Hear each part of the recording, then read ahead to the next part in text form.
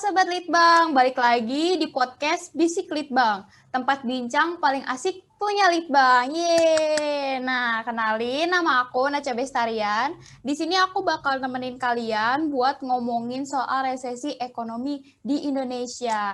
Tapi aku di sini nggak sendirian nih, aku ditemenin sama tamu spesial. Namanya Kak Ferdi Hasiman. Yeay! Nah, Kak Ferdi boleh dong kenalin dirinya. Halo Naca, salam.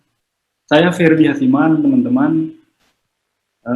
Saya dari peneliti Alpha Research Database. Jadi sektor penelitian saya sektor tambang, sektor energi, lalu sektor energi baru terbarukan, dan juga banyak meneliti tentang ekonomi politik di tanah air. Kalau boleh tahu, kenapa sih kakak mau memilih pekerjaan sebagai peneliti tambang dan ekonomi? Sebenarnya memilih pekerjaan sebagai peneliti bukan suka atau enggak suka, tetapi sebagai pekerja yang mau nggak mau harus bekerja sebagai mengikuti aturan kantor, karena kantor memberi tugas saya untuk fokus ke sektor energi, sektor tambang, sektor mineral, lalu sektor energi baru terbarukan, sektor ekonomi, makroekonomi, ya mau nggak mau kita harus belajar, dan belajarnya belajar autodidak. Dan yang lebih bagus teman-teman, ketika jadi peneliti, jadi ilmu kita menjadi sangat praktis, sangat real, sangat konkret, karena kita berhadapan dengan data-data, dengan fakta-fakta lapangan, dengan apa yang terjadi misalnya di daerah-daerah tambang, di daerah ya. Jadi kalau kita ngomong tambang, jadi kita nggak memikirkan secara abstrak gitu, apa itu tambang, tetapi kita langsung terjun ke daerah, oh ternyata Freeport itu gini, lalu Vale itu gini, jadi begitu. Karena kesukaan saya adalah meneliti, tahun 2019 teman-teman, kalau teman-teman ke Gramedia, saya menulis buku yang cukup tebal ya tentang Freeport, bisnis orang kuat, face kedaulatan negara. Itu diterbitkan oleh penerbit buku Kompas tahun 2019. Jadi keren banget.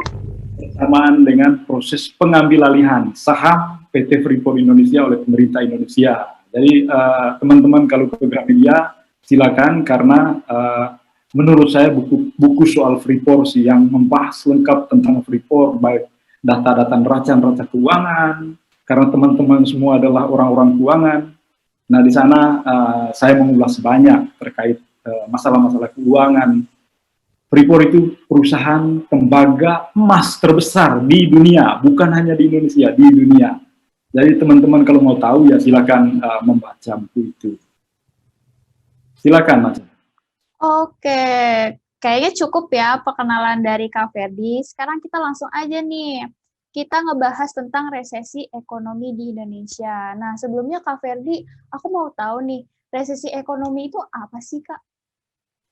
Nah, teman-teman sekalian, resesi itu kan sebenarnya kalau dalam bahasa ekonomi, orang mikro mengatakan bahwa kekeringan likuiditas.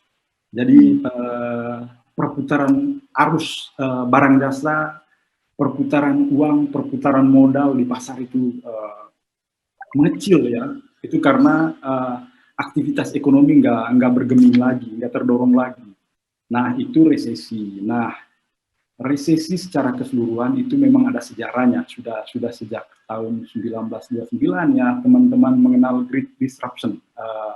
Di tahun 29 muncul ekonomi-ekonomi besar seperti John Maynard Keynes. Jadi teman-teman yang belajar ekonomi harus paham itu.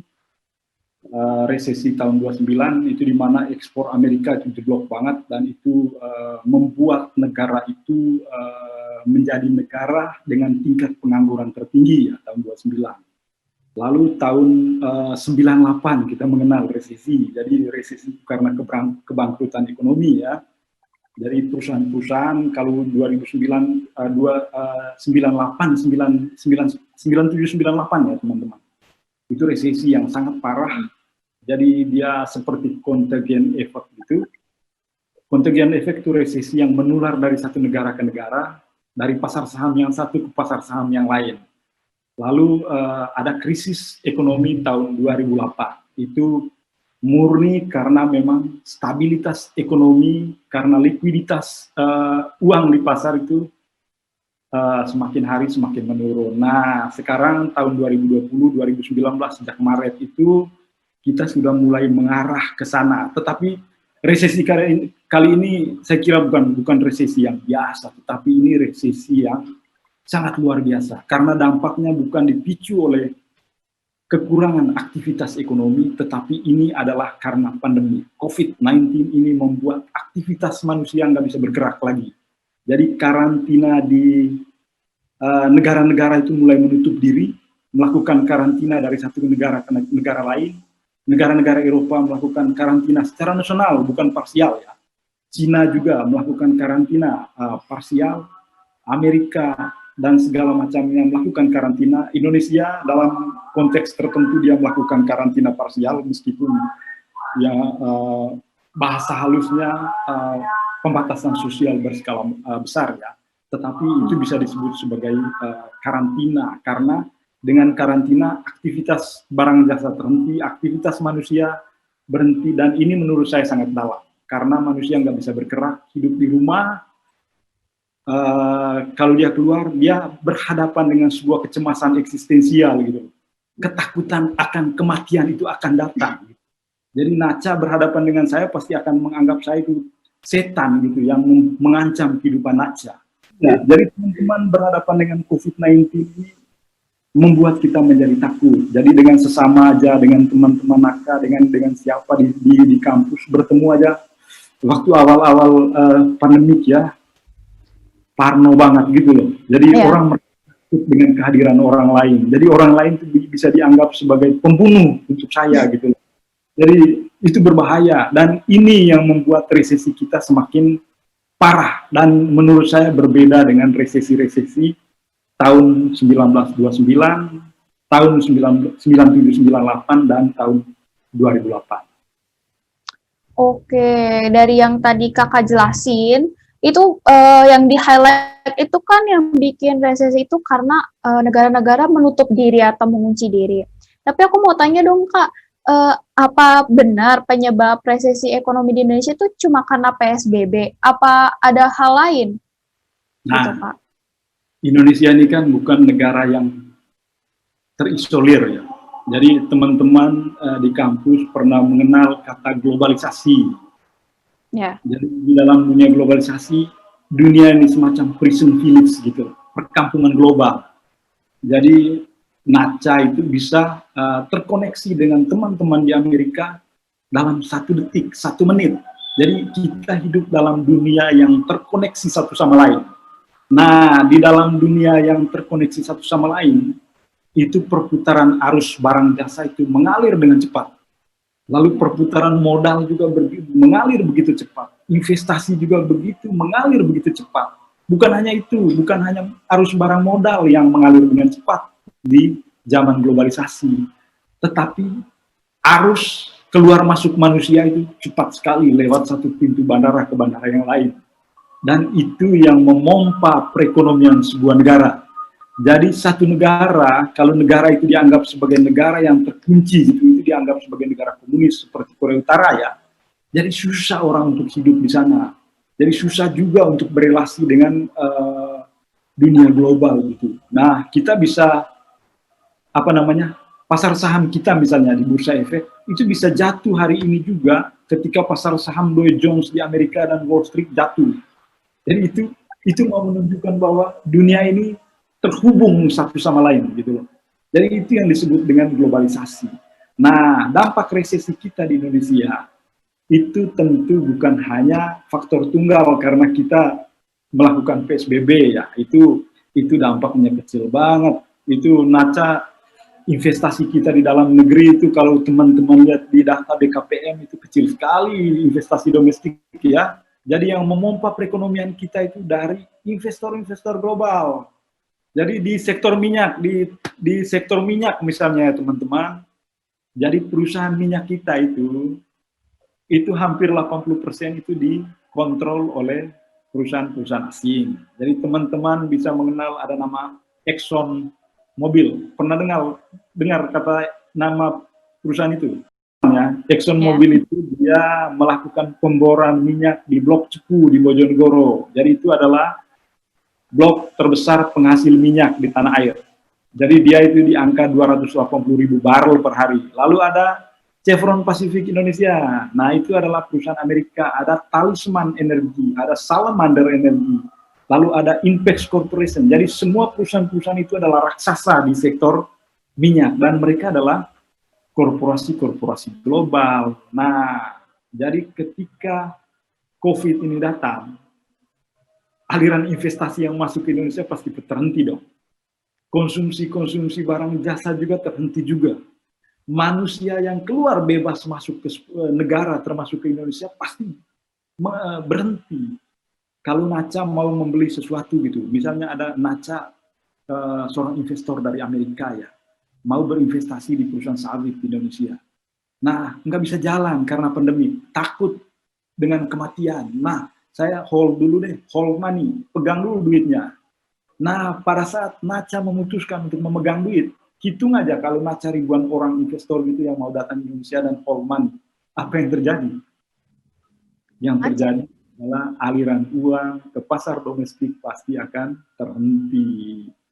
Lalu aliran barang jasa juga terhenti. Itu dari sisi ini ya, dari luar, impor namanya.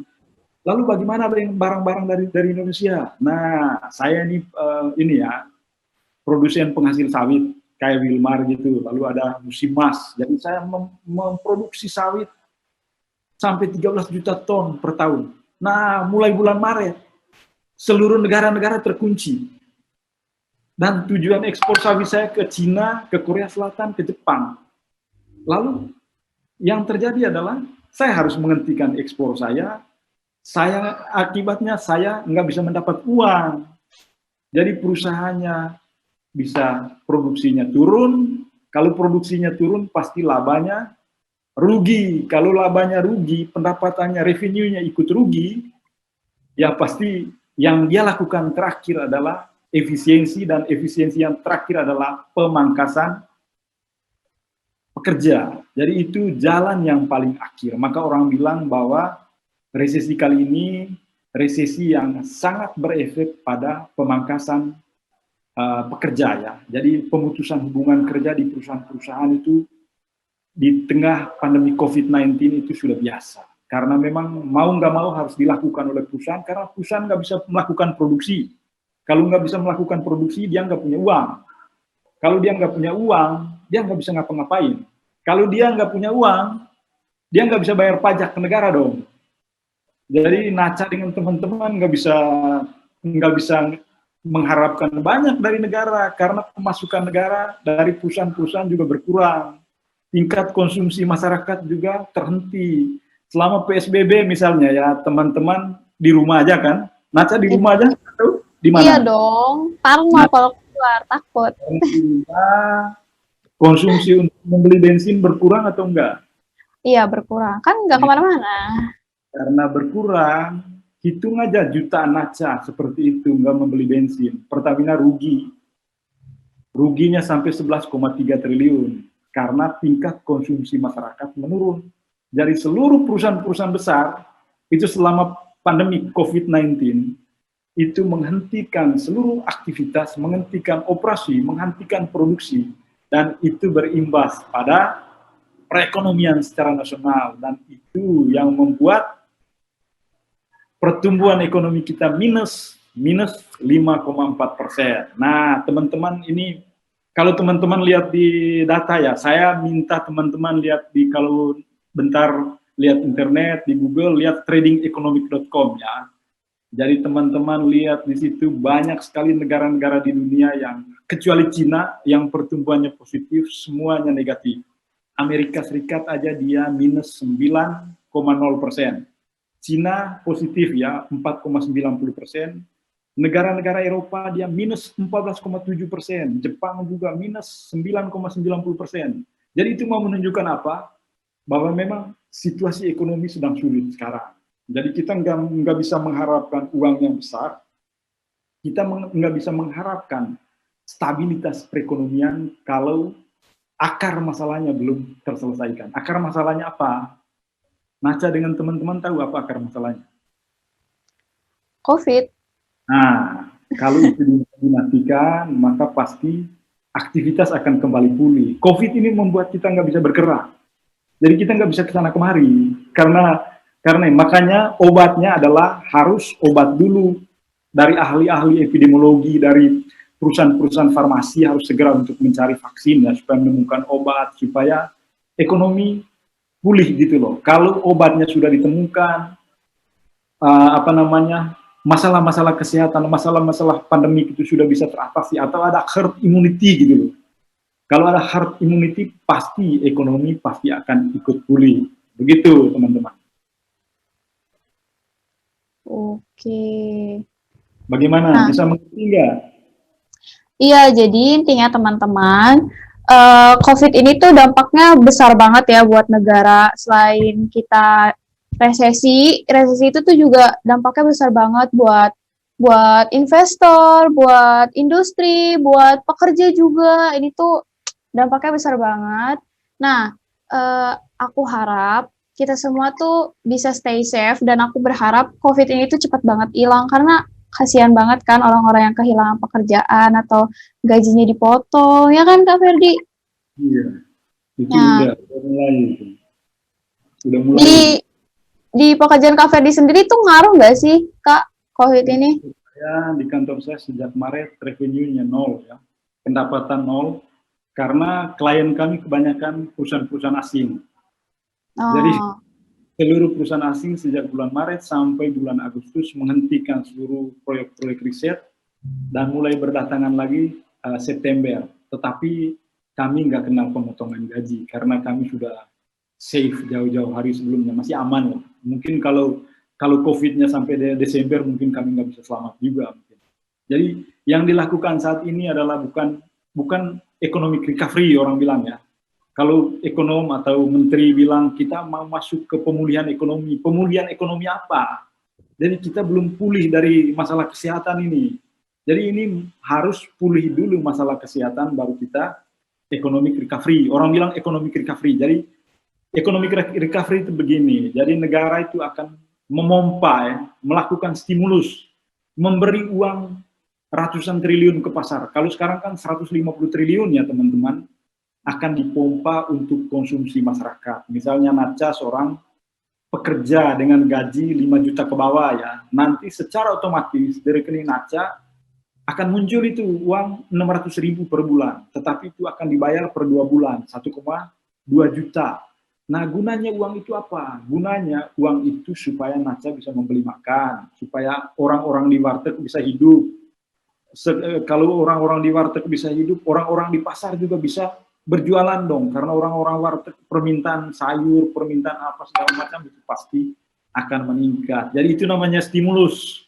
Jadi insentif yang dikeluarkan oleh negara. Tetapi sebesar apapun stimulus yang dikeluarkan oleh negara, mau 800 triliun, 1000 triliun, kalau masalah kesehatannya belum sembuh, ya kita nggak bisa pulih. Jadi yang kita lakukan adalah survive, hanya bisa bertahan. Maka teman-teman harus stay at home. Jadi harus tertib, harus menjaga. Jadi kalau kita tertib, kita juga akan menjaga orang lain. Kalau kita tertib, kita akan menjaga orang tua kita. Jangan sampai kita nggak tertib ya. Jadi kita harus tetap waspada supaya masalah ekonomi, apa namanya COVID-19 ini segera hilang. Karena kalau enggak, kita akan menunggu bom waktu. Jadi kalau kita nggak tertib, menunggu bom waktu. Karena seberapa kuat sih dana negara ini untuk bisa memberi kita makan setiap hari, dalam 1 tahun itu pasti akan jebol. Itu pasti akan jebol. Dan negara-negara di dunia pasti akan bangkrut. Seorang ekonom namanya si Joseph ini ya, Schumpeter. Dia pernah meramal sebuah ekonomi yang disebut dengan creative destruction. Jadi creative destruction itu adalah sebuah kejatuhan. Jadi negara-negara itu jatuh bangkrut, dan dalam kebangkrutan itu dia akan membangun sebuah inovasi baru. Jadi kita berharap dengan kejatuhan yang sekarang ini ekonomi karena pandemi COVID-19 ini, kita berharap perusahaan-perusahaan itu mulai kreatif, mulai inovatif, semacam startup gitu bisa pulih kembali, Karena kalau dia nggak inovatif, nggak kreatif, dia akan hancur. Jadi dia harus kreatif destruction gitu ya. Jadi begitu dia hancur, dia harus kreatif. Itu. Oke, keren banget kan penjelasan dari Kak Ferdi. Jadi selain kita ngobrol santai, kita juga bisa nambah ilmu. Kayak banyak banget hal yang baru aku tahu dari Kak Ferdi. Kita langsung aja ke ini aku mau tanya nih. Aku kan sering banget kan nonton berita sama papa aku selama pandemi ini karena kan nggak kemana-mana. Jadi kalau bosan aku sering nonton TV nih. So aku sering nih lihat di berita katanya krisis ekonomi saat ini tuh mirip sama krisis ekonomi tahun 98. Itu fakta atau hoax nih? Kalau kata Kak Ferdi. Mungkin pembawa beritanya keliru atau redaksinya keliru. Jadi Ya. saya bilang krisis tahun 98 itu ada faktornya. Indonesia misalnya ya tahun 98. Jadi tahun 98 kita dipimpin oleh seorang rejim diktator, Soeharto. Teman-teman tahu kan Soeharto. Nah, pada zaman 32 tahun Soeharto memimpin republik ini dari uang investor-investor besar. Lalu dia gunakan bank-bank nasional kayak PT Bank Mandiri, BNI, lalu BRI, itu semua dana kreditnya disalurkan ke kroni-kroni Soeharto. Jadi teman-temannya Soeharto kayak Barito Pasifik, Lipo Group, dan segala macam. Nah, mereka itu meminjam ke bank-bank nasional ya, jadi BNI dan segala macamnya. Nah, tahun 98 ini mata uang Thailand itu baht itu jeblok. Jadi jatuh karena diserang ya, mata uang baht. Jadi pada saat itu juga terjadi contagion effect karena kita nggak tinggal hidup seperti Korea Utara. Jadi kita ini sudah terkoneksi satu sama lain, sudah terhubung gitu. Nah, pada saat itu juga Indonesia jatuh. Nah, perusahaan-perusahaan gede yang meminjam uang ke bank begitu besar, itu ada yang sudah 127 triliun, ada yang 150 triliun, itu dia nggak bisa membayar. Karena apa? Karena mata uang rupiah itu melemah.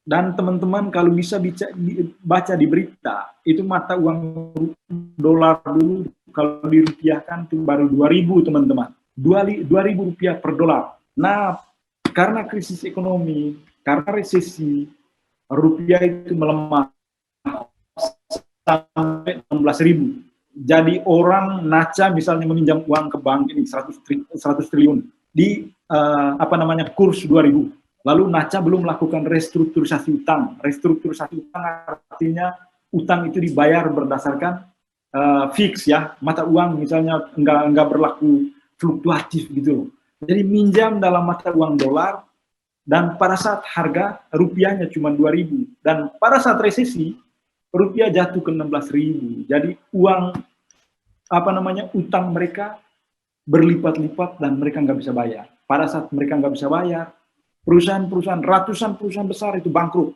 Jadi teman-teman mengenal BLBI kan? Bantuan likuiditas Bank Indonesia itu adalah salah satu kasus terbesar yang pernah dialami dalam sejarah Republik. Jadi kita jebol, bank-bank kita bangkrut karena perusahaan-perusahaan jatuh bangkrut. Dan pada saat jatuh bangkrut, ekonomi tumbang. Jadi perusahaan-perusahaan yang bangkrut tadi yang mem-PHK sampai 24% angka pengangguran Indonesia tahun 98. Tetapi pemulihan krisisnya cepat dan orang nggak takut gitu loh. Jadi orang masih bisa bergerak, dipompa dengan uang 400 triliun dari uang IMF waktu itu Indonesia langsung hidup lagi dan Soeharto jatuh.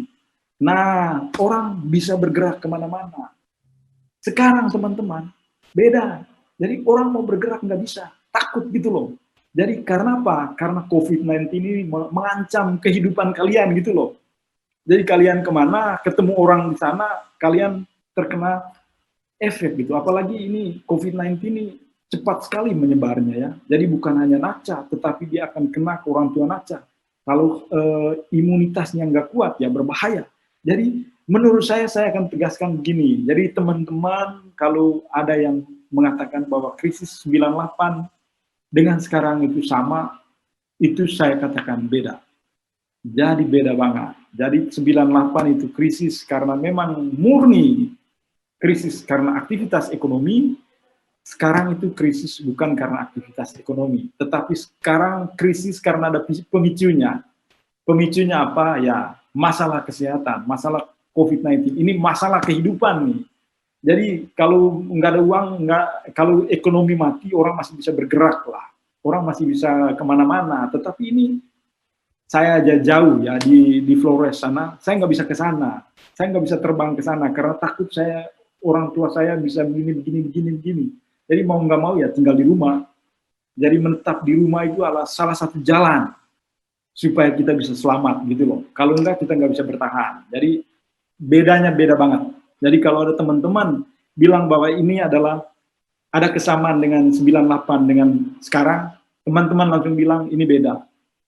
Jadi saya katakan ini beda. Begitu. Oke, teman-teman. Jadi kalian udah tahu ya faktanya kalau resesi ekonomi tahun 98 sama yang sekarang ini tuh jauh berbeda. Nah, di tahun 98 seperti yang tadi Kak Ferdi bilang, kita tuh berani, Indonesia tuh berani buat recovery ekonominya. Tapi kalau sekarang kan kita takut mau ngapa-ngapain karena masih pandemi. Ya, aku berharap semoga obat COVID-19 itu segera ditemukan ya, biar aktivitas tuh kembali berjalan seperti semula. Kita lanjut ya Kak Ferdi. Nah, ada berita lagi nih. Kan kalau COVID-19 itu kan dampaknya besar banget kan buat perekonomian di Indonesia. Nah, aku ada satu berita yang kasih tahu katanya ajakan tarik tunai karena resesi ekonomi. Jadi kita semua tuh harus diajak buat tarik tunai. Ini benar nggak sih, Kak? Itu kalau Naca punya uang gede di bank dan sekarang menarik tunai itu semacam akan menimbulkan ras ya. Jadi itu yang ajakan-ajakan kayak gitu sebagai seorang terdidik, sebagai seorang mahasiswa harus kritis. Jadi jangan sesekali ikut apa yang dikatakan orang, karena itu akan menyebabkan ras di dalam perbankan. Kalau banknya bangkrut karena orang menarik seluruh deposito dari bank, ya semua akan tumbang gitu loh. Jadi yang bisa menyelamatkan ekonomi negeri ini adalah orang-orang yang masih punya hati untuk tetap menyimpan uangnya di bank, sehingga bank itu bisa memainkan uangnya untuk investasi dan segala macamnya. Kalau orang-orang yang nggak punya hati lagi ya susah kita bisa hidup gitu loh. Jadi kita semua akan jatuh. Nah teman-teman kalau ada ajakan seperti itu saya kira enggak. Dan kalau ke ATM juga hati-hati ya, karena itu kalau kita nggak hati-hati kita bisa kena juga. Jadi teman-teman harus selalu waspada. Karena ini COVID-19, ini COVID yang paling berbahaya. Kalau kita bilang ini, saya bilang tadi, kita nggak bisa katakan sekarang kita masuk ke dalam pemulihan.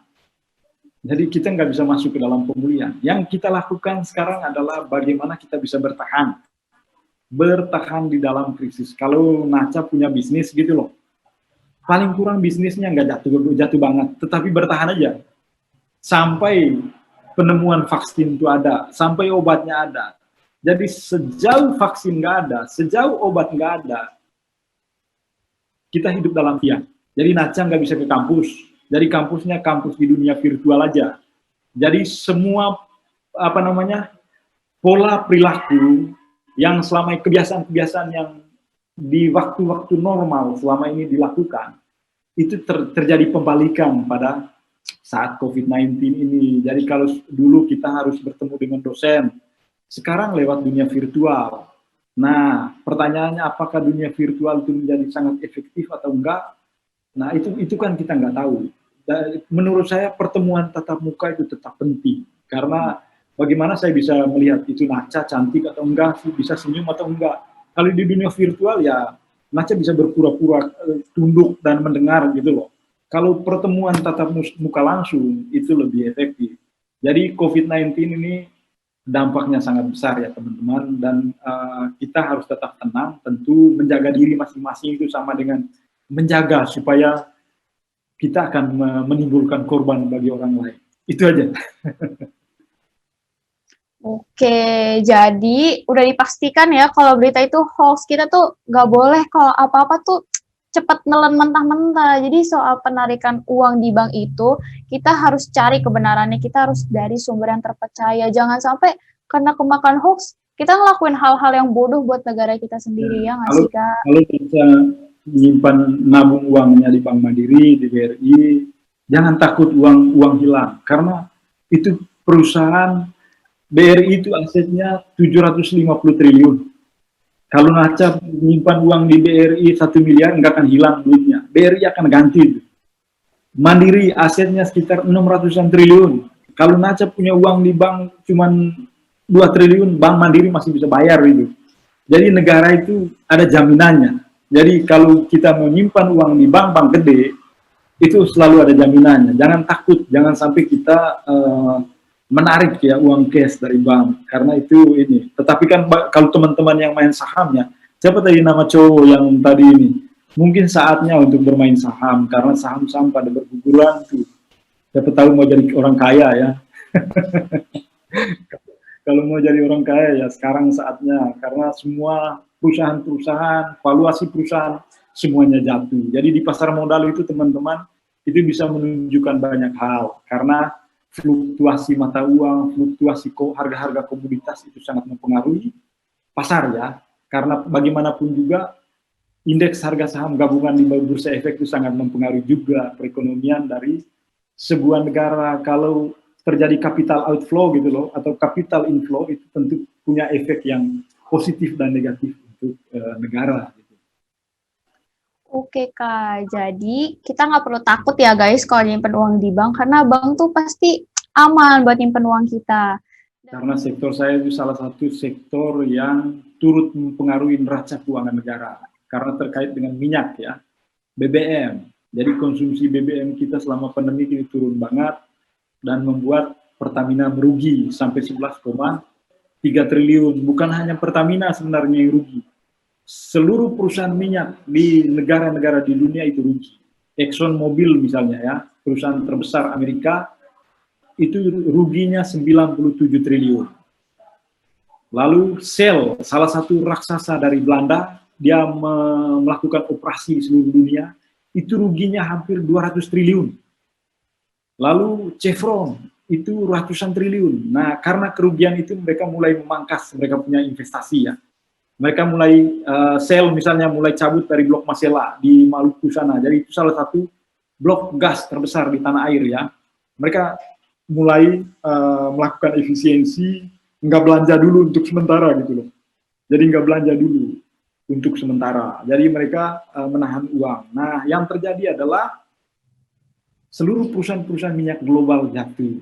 Jadi karena jatuh, kenapa jatuh? Karena pada saat pandemik bulan Maret, April sampai Mei, negara-negara penghasil minyak dunia itu seperti Timur Tengah, lalu Iran, Irak, Arab Saudi, dia memproduksi minyak sampai 20 juta barel per hari. Coba bayangin. Jadi di pasar itu banjir minyak gitu loh. Jadi Naca itu kalau masuk ke pasar banyak banget minyak dan membuat harga jatuh. Kalau harga jatuh pasti perusahaannya akan rugi gitu loh. Nah, Pertamina karena produksi minyak nasional turun, seharusnya dia harus bisa beli gitu loh. Jadi pada bulan Maret sampai bulan Mei harga minyak itu terendah sepanjang sejarah. Kalau teman-teman tahu, itu harganya $22 per barel. Itu terendah sepanjang sejarah. Jadi bukan cuma sekarang. Kalau krisis 98 ya, Naca jadi tanya tadi, apa perbedaan antara, apakah ada kesamaan nggak antara krisis tahun 98? Nah, harga minyak tahun 98 itu dia jatuh, tetapi jatuhnya di angka $60 per barel. Kalau sekarang jatuhnya $22 per barel. Jadi nggak ada harganya minyak itu. Jadi perusahaan yang selama ini boleh mendapat begitu banyak untung dari minyak, sekarang nggak bisa ngapa-ngapain karena harga minyak jatuh. Jadi kalau perusahaan-perusahaan gede aja jatuh, yang jelas dia akan berefek pada penerima negara. Jadi negara ini penerima dividen terbesar dari Kementerian Keuangan, salah satunya adalah Pertamina, teman-teman. Kalau rugi Pertaminanya besar, negara pasti akan ikut merugi. Jadi uang pendidikan kita pasti akan berkurang, teman-teman. Jadi begitu. Jadi efeknya efek kontagion gitu loh. Jadi efek penularannya besar sekali. Begitu juga dengan pekerja-pekerja tambang di Morowali, di Sulawesi Tengah, di Halmahera. Jadi kebanyakan banyak orang Tiongkok ya, perusahaan. Ketika pandemi datang di Cina, di Wuhan itu besar sekali, mereka balik ke sana, balik ke Cina. Dan yang terjadi adalah seluruh proyek-proyek yang dalam schedule-nya bisa selesai tahun 2020 itu menjadi mangkrak. Jadi berhenti. Jadi seluruh target-target dari pemerintah terhenti juga. Jadi kita mau dorong itu mobil listrik dari nikel ya, itu nggak bisa karena seluruh perusahaan terhenti. Selain itu juga Jokowi di awal teman-teman dengar kan mau pindahkan ibu kota ini. Jadi Yap. NASA kalau pindah ibu kota ke Kalimantan Timur, tetapi dengan adanya COVID belum tentu karena dari target yang harus tahun 2028 gitu pasti akan molor ke belakang gitu. Sementara karena negara nggak punya uang sekarang. Jadi kita harus menyelamatkan diri dulu baru kita bisa membangun. Lalu proyek-proyek infrastruktur kayak di kampung-kampung, di jalan, irigasi dan segala macamnya, mau nggak mau dipangkas. Jadi kita nggak bisa berharap banyak pada proyek infrastruktur dan segala macamnya. Karena negara mau menghemat dulu. Kalau nggak menghemat, kita nggak bisa ngapa-ngapain. Jadi yang bisa dilakukan oleh negara adalah ngasih orang untuk konsumsi gitu, untuk beli makan sehari-hari. Mungkin teman-teman di rumah, mungkin orang tuanya kelebihannya. Bagaimana teman-teman kita di jalan yang nggak bisa dapat uang sama sekali. Jadi di tengah pandemik ini kita harus punya solidaritas sosial terhadap orang lain gitu loh. Jadi kalau kita bisanya gaji 5 juta atau 10 juta per bulan, teman-teman kita di jalan susah untuk mendapatkan itu dan mereka harus tinggal pula di rumah. Kita harus punya keresahan, punya apa sensibilitas sosial yang tinggi ya. Jadi solidar dengan orang itu penting. Itu bahasa orang agama itu masuk ke dalam dunia ekonomi. Jadi kalau Naca rajin ke doa ya mungkin itu yang paling konkret. Tapi ekonomi juga itu pasti akan pulih kalau kita bisa berbagi dengan orang lain gitu. Oke, terus yang tadi yang aku dengar nih dari kakak bilang, kita tuh harus berbagi, bla bla. Tapi aku mikir, kalau misalnya kita di posisi PHK atau kita di pandemi sekarang ini kan serba susah, nah cara kita buat survive tuh gimana sih kak? Kayak kita juga kurang, tapi harus berbagi. Jadi gimana survive-nya gitu? Dari itu kalau kita nggak banyak duit jangan berbagi. Jadi di tengah pandemi kalau Naca nggak banyak duitnya hanya bisa untuk 1-2 bulan yang harus bertahan dengan uang yang ada. Nah caranya kalau Naca nggak mampu nanti harus dilapor gitu loh ke Kementerian Sosial supaya nanti akan dibantu oleh negara. Negara akan kasih beras, negara akan kasih mie, akan kasih minyak bimoli dan segala macamnya supaya bisa hidup setiap hari gitu loh. Dan itu yang terjadi di tengah COVID-19. Jadi teman-teman di kampung-kampung ya di sini juga di desa-desa juga itu sangat terasa. Lebih khusus di teman-teman di kota-kota besar ya. Kita tahu kota besar ini daerah urbannya sangat tinggi, penduduknya juga besar. Nah itu menjadi prioritas dari pemerintah. Jangan sampai mereka nggak makan gitu. Nah Kementerian Sosial sudah mengeluarkan dana bantuan itu senilai berapa? 150 triliun bulan April sampai Mei dan sekarang akan dikeluarkan lagi 150 triliun lagi. Jadi sudah 2 kali stimulus. Stimulus pertama itu 400 triliun ya. 400 triliun dari 400 triliun itu 150 triliunnya untuk belanja sosial gitu loh. Untuk bisa membantu orang-orang miskin, untuk bisa membantu orang-orang yang di PHK kayak gitu. Jadi hanya dengan itu negara bisa membantu gitu. Begitu. Jadi konteksnya sekarang kita hanya bisa bertahan. Bertahannya dengan cara konsumsinya tertib gitu loh. Kalau ada uang lebih kita harus hati-hati menggunakan uang, harus hemat.